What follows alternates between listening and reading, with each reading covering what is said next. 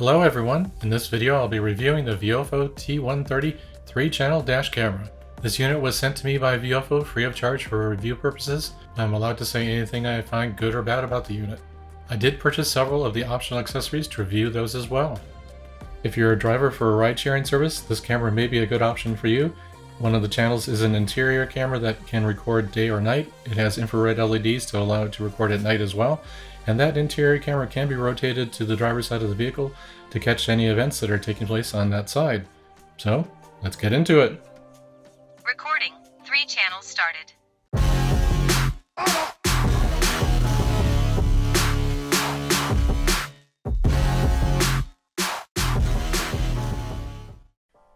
This video is broken into a variety of chapters. If there's one of particular interest to you, look at the time index and jump to that section, or expand the description section of this video and use the link in that section. Now, let's get into the video. The VIOFO T130 dash camera has the following features. It comes in a 2-channel or 3-channel version. The first 3 items in the feature list here are the specifications for the front, interior, and rear cameras. The front and rear cameras both use a Sony Starvis image sensor. The front uses an IMX335 and the rear an IMX307. The interior is a night vision capable camera. It uses an OV-OS02C10 image sensor. The interior camera may also be rotated to the side of the vehicle to capture activity that's taking place on the driver's side of the vehicle. The T130 supports 2 different types of parking mode operational modes and 3 different recording types within each of those operational modes. The 2 different operational modes for parking mode are motion-based parking mode and native parking mode. Motion-based parking mode is the type of parking mode available when you power the camera using the car charger, and then native parking mode, which is using the ignition switch status to turn on and off parking mode, is when you're using the hardwiring kit to power the T130. The first of the 3 recording types available in parking mode is auto event detection. This is a motion-based recording type, and it will record video as long as motion has been detected around the vehicle.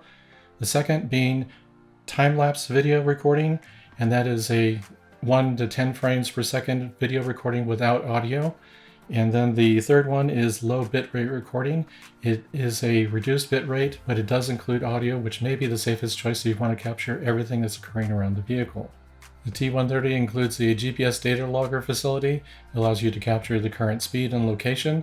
The T130 offers Wi-Fi connectivity, and it has a VIOFO app that's available for iOS and Android devices.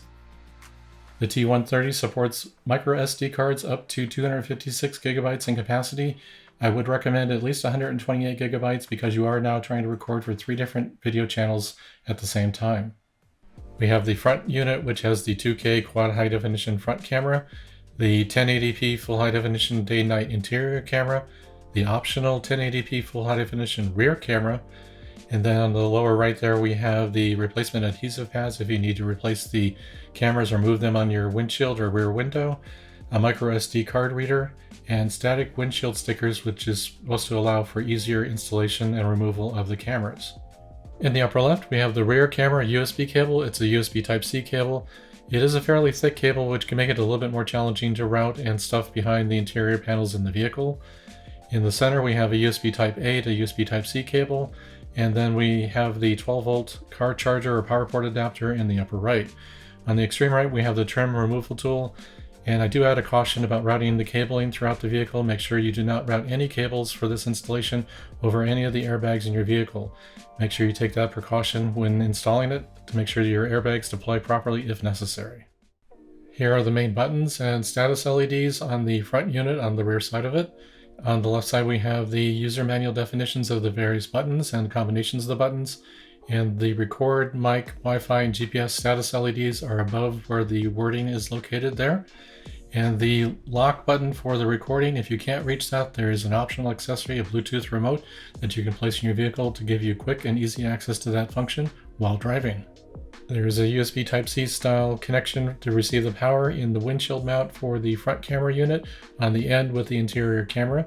You would plug the car charger, also known as a power port adapter, into this, or if you're using the optional HK4 hardwiring kit, you would plug that into this particular location. The optional rear camera plugs into the end with the front-facing camera with a USB Type-C cable that I showed you earlier in the video, and then you run that 6-meter cable back to the rear camera. The T130 does generate a large amount of heat, and there is a heat dissipation block on the front side of the camera. There's a label next to it and a warning in the user manual not to touch that area when the camera is in use. The front camera windshield mount does have a detachable portion of it, so you can remove the camera from the mount on the windshield. Under there you can see that there's a serial number tag, so if you need that information from the camera, and it's easily removed from the windshield by sliding it to the side, and putting it back on is just as easy to slide it back on. Now taking a look at the top side of the T130 main unit. On the upper left we have the GPS module windshield mount, which you can see the slats in the plastic bar that goes around the main unit, and both the left hand side of that and the right hand side of that can be adjusted in a circular fashion to adjust their field of view for the interior and the front camera. And then on the right we can see the front rotatable lens, so in addition to the amount that the main unit body can rotate, the front lens can be adjusted up and down as well to some degree using the front rotatable lens. In the lower right corner is the microSD card slot, and the T130 will support microSD cards with a storage capacity of up to 256 gigabytes. In the lower center is the reset button access hole, and then the lower left corner we have the interior rotatable lens. And in addition to the amount that the camera unit on the left side of that mount can be rotated up and down, the interior rotatable lens can be rotated left and right, so you can point the camera to the interior of the vehicle or off to the driver's side of the vehicle. Here's some video footage I gathered with the T130 during the daytime, and in a moment I'll show you some nighttime footage. I do have full-length video examples gathered from the T130. These are just snippets from those particular videos. If you look in this video's description, you'll see a link to a playlist for those, so check those out at your leisure after watching this video. I have found that all three cameras produce a very clear image across the entire view range, which I can't say for a lot of the other cameras I've been reviewing over the past 6 months. The color replication by the T130 cameras is actually very good. It's pretty close to what I would say I was seeing with my own eye in those particular situations. Now the nighttime footage does have some room for improvement here. The flaring around light sources is quite pronounced. Even the signage on the side of the road here, the flaring is quite noticeable. The rear camera footage is a bit grainy, and that's been acknowledged by VIOFO support. They're producing a new firmware that hopefully will improve that in the future.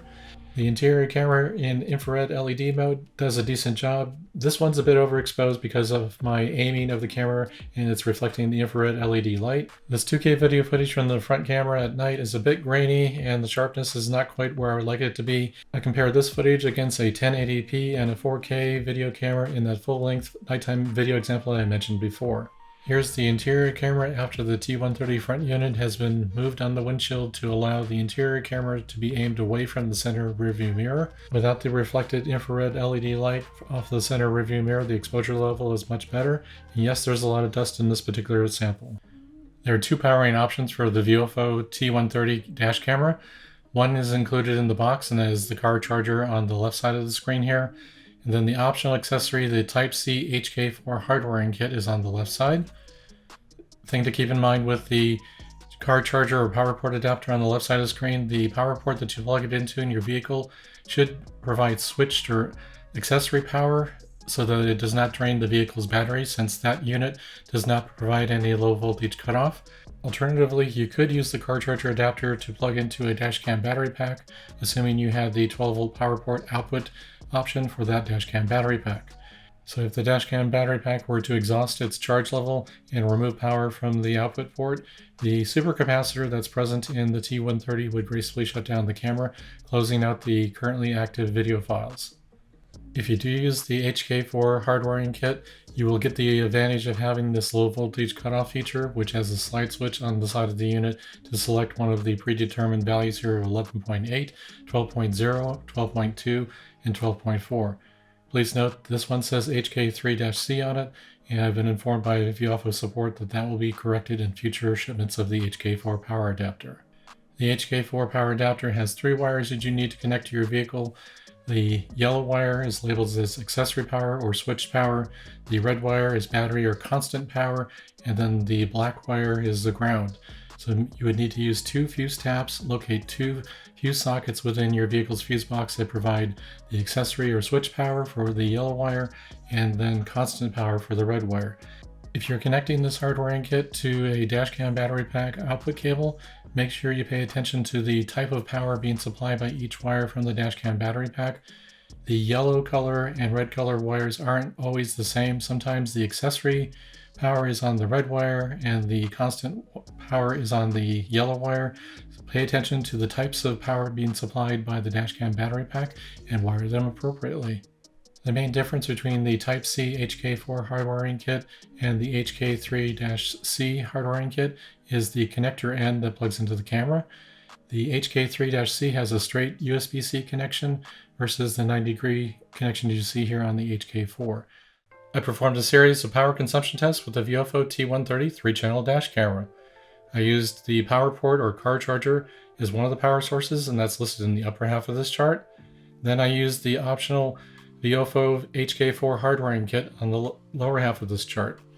I wanted to see what those particular power sources consumed just by themselves without being connected to the camera. Then I went through the various modes of operation, normal recording, and the 3 different parking modes of auto event detection, low bit rate, and time-lapse recording modes. The values reported in this chart are in milliamps, and those are at 12.6 volts, which is on the 12 volt side of the circuit, not on the USB side, the 5 volt side of the circuit. There are 2 batches of columns in the center of this chart that show IR LED off and IR LED on. That's for the infrared LEDs for the interior camera. I found that the firmware setting for the infrared LEDs is set to on by default, which means those will be on during the day and night. So set that to autos to make sure that you're only consuming power for those when you're recording at night. I ran several tests with the infrared LEDs on, and I found that on average they consume 52 milliamps. The values in the IR LED on columns are calculated based on the values in the IR LED off column values with the additional 52 milliamps added to them. Looking at the power demands of the power port adapter by itself, it's between 1 and 2 milliamps. And then looking at the optional HK4 hardwiring adapter, it consumed between 4 and 8 milliamps just with it connected to the vehicle, not connected to the camera. That was also true after the low voltage cutoff logic kicked in and cut off the power to the T130. It consumed approximately 4 milliamps the entire time after that. One test that's of interest to me is the camera power off test, where you use the power button on the T130 to power off the camera. You might do that if you park your vehicle inside your garage at home and you don't need it recording in parking mode while you're parked at home. So in the case of the power port being the power source, it reduces to 6 milliamps after about 2 minutes and continues at that level until you power the camera back on. And then the other situation with the HK4 being the power source, it seemed to drop to 11 milliamps after about 5 minutes. It started off at 22 and then it tapered down to about 11 through the remainder of the time the vehicle was powered off and the camera was powered off. Please note that parking mode will operate differently when powered by the power port versus the hardwiring kit. When you're using the power port or the car charger to power the T130, you will enter parking mode after the vehicle's been motionless for 5 minutes, and then it will exit parking mode after the vehicle starts moving above 5 miles per hour or 8 kilometers per hour. In the hardwiring kit case, it will enter parking mode when you turn the ignition off, and it will exit parking mode when you turn the ignition on. I'm going to demonstrate the installation of the circular polarizing lens filter for the T130, and this also fits the A139 series dashcam from VIOFO. And here we just have the outer shroud, and we have the lens filter in this foam. And I'm trying to avoid touching it here. There's a protective film, so I'm going to touch the outside of it to grab it. And this is to be removed, of course, when in use. There is a, see if we can get this in focus here, there should be a line right there, a white line, which lines up with a white line on the camera front lens right there. So it should be as simple as taking the, assuming that the inside is clean, then you take the filter, apply it to the front, and press on, and it should retain that at that point. And then if necessary, of course, clean the lens. I'm going to use my air blaster here just to make sure nothing's on there. And that's as quick and easy as it is to install the circular polarizing lens filter. This helps reduce the glare from the windshield when it's installed in your vehicle, and it can help improve the video color quality as well, based on the reduction of the glare from the windshield. So that's the circular polarizing lens filter from VIOFO for the A139 and T130. I'm going to be pairing the wireless Bluetooth remote control with the T130. The instructions are to have the camera running, and then you press and hold the button for 3 seconds, and if it successfully pairs, the indicator light on the remote will turn blue. So let's go ahead and do that.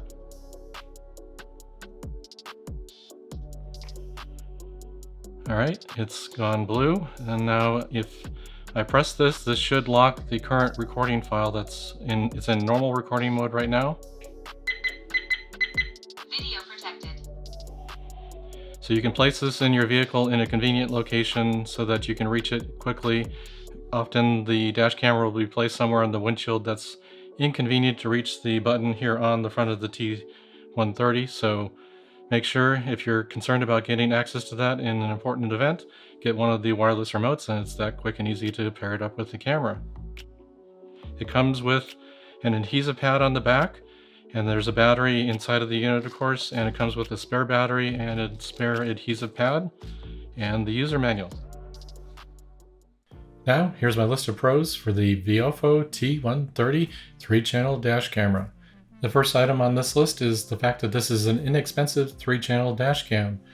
There are other 3-channel dash cams out there at this point that are significantly more expensive, over $400, and then there's some even from VIOFO itself. There's an A139 that prices out at $269.99.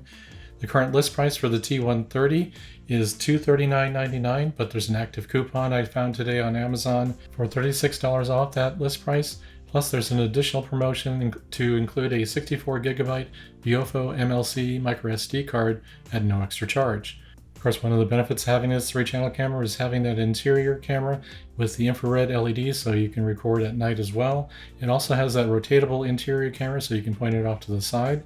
The VIOFO T130 has 3 parking mode recording types: auto event detection with audio, time-lapse without audio, low bit rate with audio.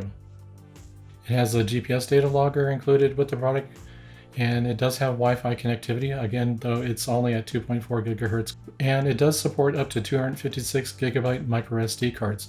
Again, it does not include one, so you have to purchase one separately. Here's my list of the cons for the VIOFO T130 3-channel dash camera. First one being the fixed mount interior camera. Some might consider this a pro. I consider it a con because it made it very difficult to locate a location on my windshield that was appropriate so that I could have the interior camera view the interior of the vehicle without having the infrared LEDs reflecting off of anything, making it too bright at night, and then finding that position that also was visible for the front camera. So it was somewhat challenging to find that location, but I do have multiple dash cameras that I review at a time, so that made it challenging for me. It might be a pro for you since it is more compact. You don't have a separate camera to mount, but I actually would have preferred that, and the VIOFO A139 does have that separate interior camera for mounting, but it has a cable that you have to route. So take it as a pro or a con depending on how you look at that particular feature. The next item on the list is the thick rear camera cable. This is the 6 meter in length cable that runs from the front camera unit to the rear camera, and it can be a little bit challenging routing that through the various trim panels in your vehicle. It is certainly the thickest one that I've seen of any dash camera that I've reviewed, so keep that in mind when you make your selection for routing the cable to the rear camera. The next con on the list for the T130 is the fact that this camera only supports 2.4 gigahertz Wi-Fi connectivity. It'd be nice to see this camera support 5 gigahertz for quicker file transfers and smoother live views. The next item on the list is the grainy nighttime rear video. I've been told by VIOFO support that this is being worked on with an update to the firmware for the rear camera, but right now the rear video footage at night is very grainy and is not as good as it could be, so I hope to see that improve with the firmware update. And the last item on my list of cons for the VIOFO T130 3-channel dash camera is the fact that no microSD card is provided with the product. You'll need to spend between $30 and $50 for a decent quality, high enough capacity microSD card like the VIOFO 128GB card that I showed earlier in the video. That's a little bit over $50 US, so make sure you account for that in the purchase price that you're considering for the total product. Here are my final thoughts on the VIOFO T130 3-channel dash camera. I think having a 3-channel dash camera is an important safety feature for anyone that's a driver for a ride-sharing service or delivery service, and the VIOFO T130 certainly delivers on that capability. Plus it has the extra flexibility of being able to rotate that interior camera to the driver's side in case anything needs to be recorded from the driver's side of the vehicle. With this being a 3-channel dash camera, it's certainly more power hungry than any 2 or single channel dash camera, as you saw in my power consumption test in this video. If you're going to be using the T130 for parking mode recording, make sure that you use the Type-C HK4 hardwiring kit from VIOFO to power the camera. It gives you that native parking mode, instant on and off from parking mode, and it also has the low voltage protection built into that particular hardwiring kit. And for extended parking times, I would strongly suggest getting a dashcam battery pack to supplement the amount of time that your dash camera can record in parking mode. Please make sure to check out the description section of this video. In there I will have a link to the video playlist including this review, plus all of the sample videos I put together showing daytime and nighttime footage. And as new firmware releases are made available, I will collect additional sample video footage and put together a new video and add it to that playlist. I hope this video has given you the necessary information to make an informed choice about whether the VIOFO T130 3-channel dash camera is the one for you. If you decided that the VIOFO T130 is the dash camera for you, make sure you check out the description section as well for affiliate links I have down there. And if you use an affiliate link to make a purchase, I will make a commission on that purchase, but at no extra cost to you. It's a great way of supporting the channel. If you found this video to be informational or entertaining in some way, make sure you hit that like button. Subscribe to the channel if you haven't already. Hit that bell notification to be notified when I upload new videos to the channel. And I'll see you in the next one. Thanks for watching.